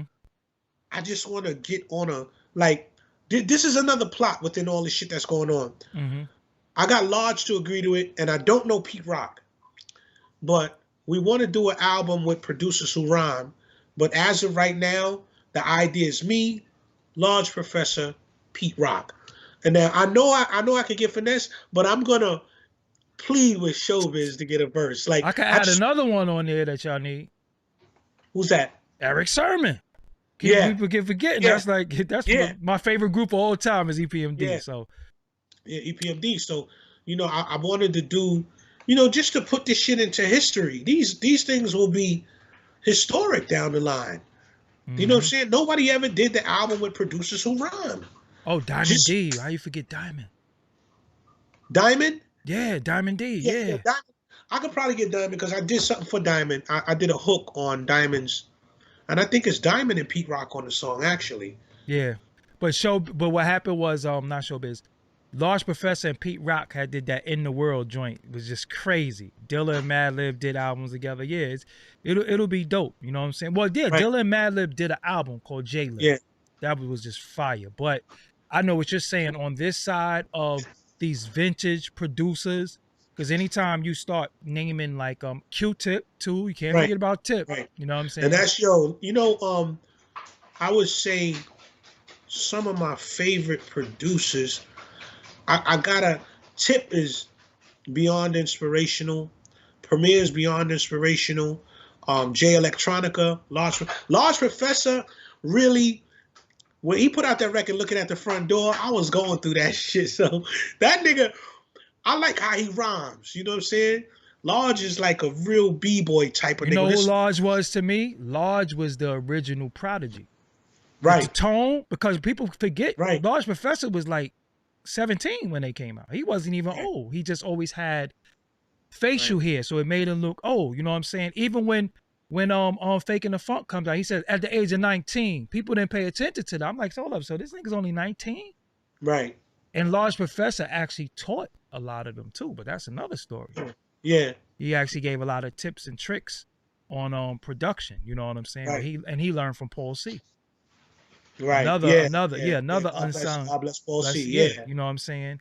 I mean, this is my favorite interviews because I love to talk music and the creation of the music.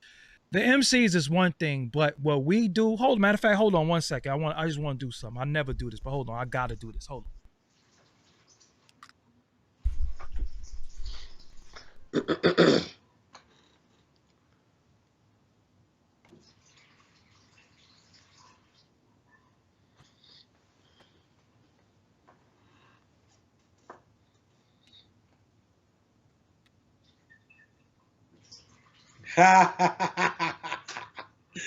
Right.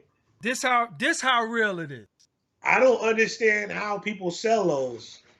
Had it since 1993. It ain't never going nowhere. This is my first girl. Yeah.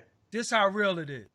floppy disk. Yeah, yeah. Like this how real it is. You know what I'm saying? You can Right. And my see girl be ordering my floppy disk for me because you this know is what I'm saying. You know what I'm a I'm saying? fucking This how dinosaur. real it is. So this is how much I love music. I'll be right back.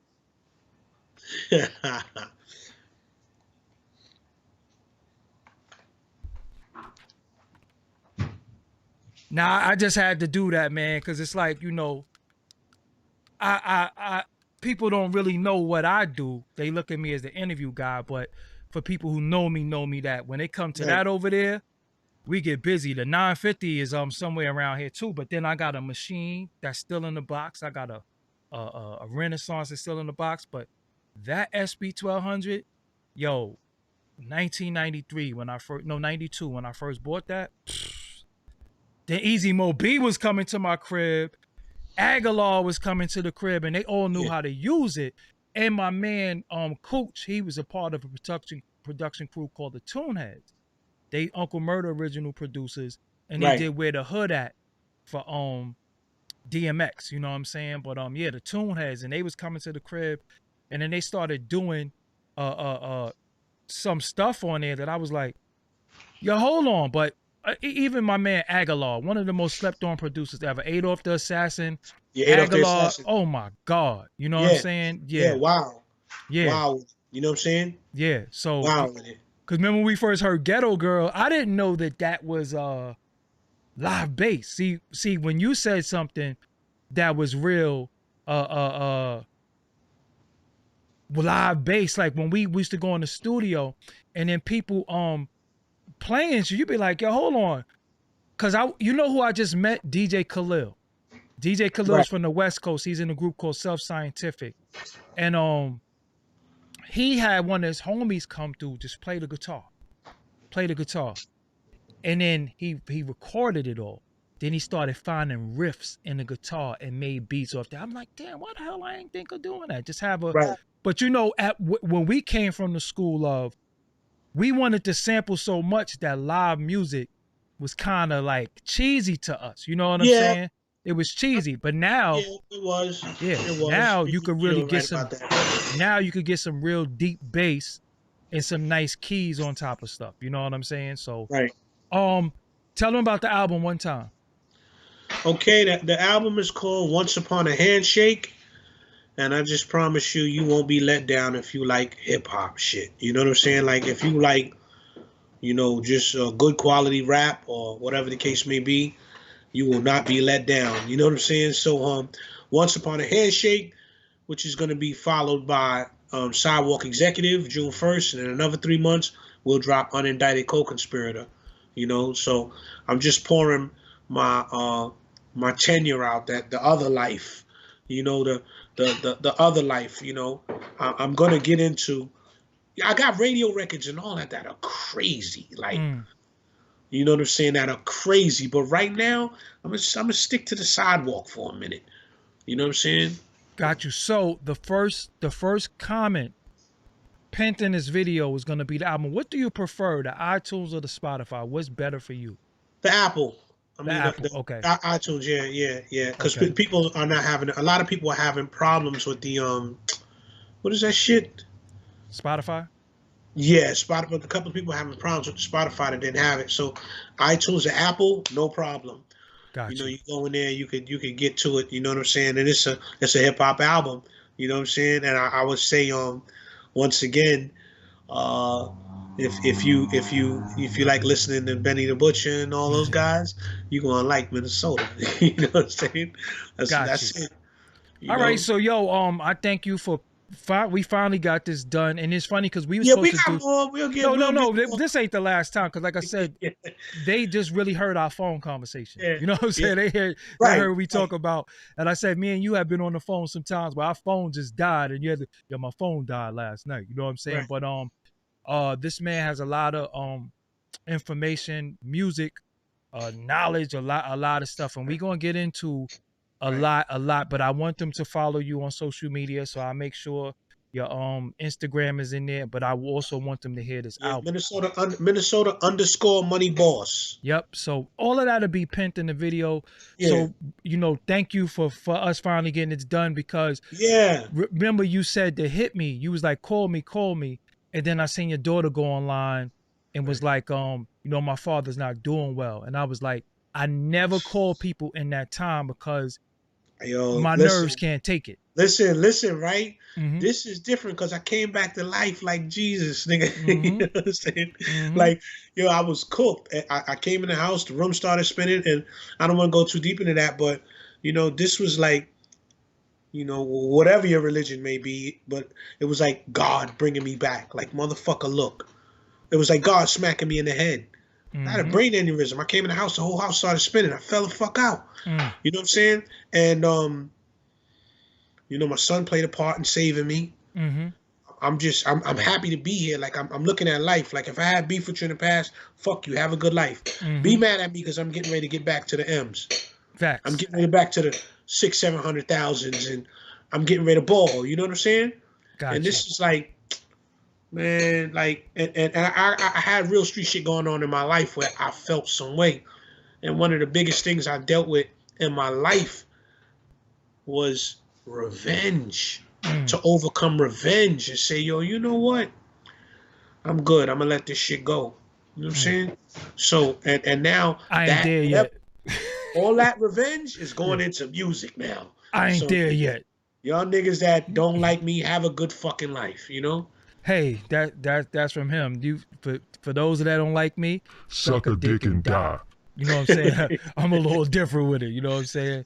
But Right. yo, bro, I'm glad that we finally did this. This is All right, like, home team. Yo, we'll get to it yeah. again, This dog. is so. But and a lot of time they don't know. You be right in the chat room too, leaving comments and stuff when we live too. So All the you time. really in tune. So, bro, I thank you for being here. The first comment pin will be your album and definitely be your Instagram. So it is what Okay. it is. We did it. We finally got it done. All So right. Yeah, man. This yep. is this is a long time coming, you Yes, know? yes. So I build with you later on. All right, All right. peace. Yep. Peace. Yeah, y'all. So I finally got that done. That's my bro right there. Me and him build all the time. This is not some you know, some guy that I know. Me and him been talking for years. You know what I'm saying? And we finally I knew what he's done musically, and I just want the people to know what some of these great men have done musically because we got a lot of unsung heroes in this culture. And I believe that it's my duty to extract them and bring them to y'all. Yeah, this video over here might be a billion views. This video over be over here. But what about the music? And that's the most important thing that even with my Inspector Deck interview with it, what about the music? Reason why? Because only reason why I say that is because the music is what brings us all together. Whether you black, white, Asian, no matter what you are, it's the music. It's when you hit play that make me forget that I don't like y'all because we all bopping our head. And then at the end of the party, the let out, somebody might get kicked in the ass. But for right now, the music got us vibing and grooving. So I just think it's a lot of guys, especially from the Bronx. This guy did he did some of the records that I love, So why not bring him on a platform? He doesn't do too many shows. They're gonna call for him now though, which I don't mind. You know what I'm saying? But I thank y'all for joining me. If you didn't watch the Inspector Deck interview, go back and watch it. Another person who doesn't talk too much, you know what I'm saying? But one day Deck hit me and said, "Yo, I want to do this interview with you." And I'm, like I said, I'm such a fan of this culture that when some of these guys hit me, I be like, "Damn, like, yo, Inspector Deck want to do an interview with me." I be, still like, yo, man, this is crazy. You know what I'm saying? So I got a lot more coming. This is live and direct. Shout out to everybody in the chat room. Shout out to everybody who donated. Shout out to everybody who sent the cash app. Shout out to everybody who purchased merch. Yo, I do this because I love it, but I also do it because y'all love it. You know what I'm saying? And shout out to Geo Vision too. I knew Geo for a while. Geo has been around for a while too. Geo definitely has a big stake in that Bronx. You know what I'm saying? So when we talk about the Bronx and we talk about who did what in the Bronx, definitely got to put some respect on Geo Vision name, because he was there for a lot of the guys you love from the Bronx. He done shot videos for them, from doing DVDs back in the days and all that. And it is what it is. So yo, with that, I gotta go. I just need y'all to follow some instructions real quick. If you did not subscribe, please subscribe. Please leave a comment, even though you are in here. And even though you are in here and you talked on the chat room, leave another comment. That's important. If you did not hit the like button, hit the like button. With that, I'm Doggie Diamonds. I will holler at y'all. I'll be back tomorrow, you know what I'm saying, with some more tricks up my sleeve. It is what it is. I'm out of here. Peace. Make sure you click subscribe, youtube.com/Doggie Diamonds TV. Till next time, peace.